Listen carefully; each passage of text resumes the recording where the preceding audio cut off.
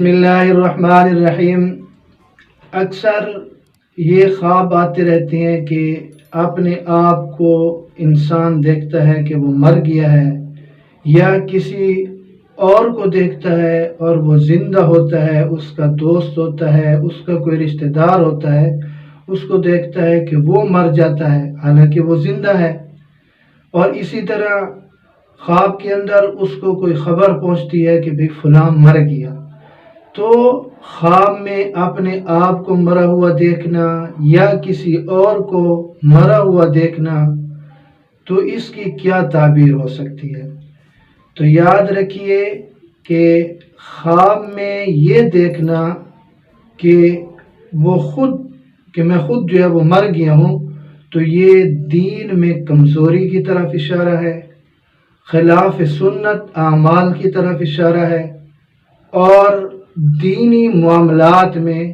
فساد کی طرف، گڑبڑ کی طرف اشارہ ہے۔ اپنے دینی معاملات کو درست کر دینے کی صورت میں اور اپنے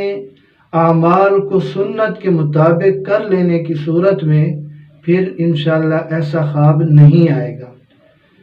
اور اگر کسی اور کو مرا ہوا دیکھتا ہے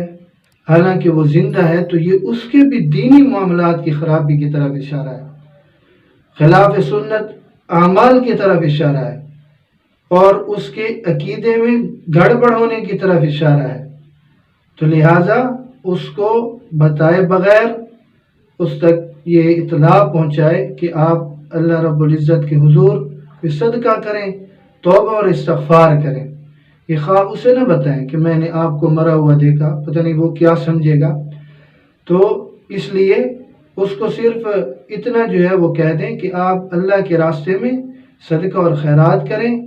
اور توبہ اور استغفار کا اہتمام کریں،